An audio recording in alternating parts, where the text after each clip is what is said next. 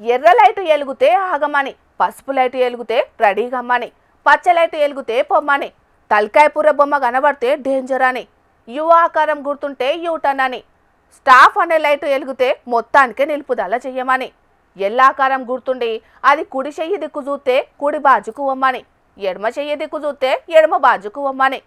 వార్తలు చెప్పమంటే traffic rules చెప్తావేంది Meenachi అని పరేషాన్ కాకుండ్రి. ఎందుకంటే ఇది ట్రాఫిక్ రూల్స్ వాడితేనొల్లా. పిల్లలు తయారుగున్నారా? చూడుండ్రిగా.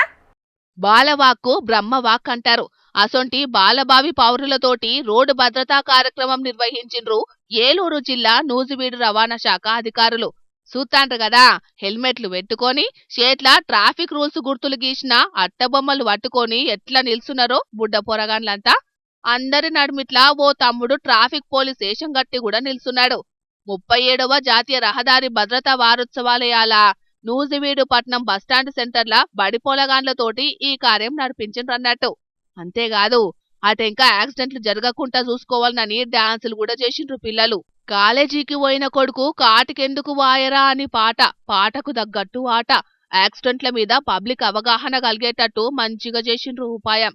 ఇక బస్టాండ్ కాడ పెట్టిండ్రు కాబట్టి ఈ కార్యక్రమం ఆటో డ్రైవర్లు, బస్సు డ్రైవర్లు, బండ్ల మీద పోయేటోళ్ళందరూ కండ్ల ఆర్పకుండా చూసిండ్రు. ఇక ఈ అవగాహన కార్యక్రమం గురించి రవాణా శాఖ అధికారి శేఖర్ అన్న ఏమన్నాడు ఏనుండ్రి. ఈరోజు త్రివిధ స్కూల్ చిన్నారులు చక్కటి నాట్య ప్రదర్శన నిర్వహించారు. దాంతో ప్రతి ఒక్కళ్ళు కూడా సీట్ బెల్ట్ ధరించాలని, హెల్మెట్ ధరించాలని, ర్యాష్ డ్రైవింగ్ ఉండొద్దని, ఇంకా చాలా చాలా చాలా చాలా రోడ్ సేఫ్టీ రూల్స్ చక్కగా పాటించాలని చక్కగా నాట్య ప్రదర్శన నిర్వహించారు. దీన్ని ప్రతి ఒక్కరు కూడా ఈ నియమాలను పాటించాలని, రోడ్ సేఫ్టీలో భాగస్వాములు కావాలని కోరుకుంటున్నాం.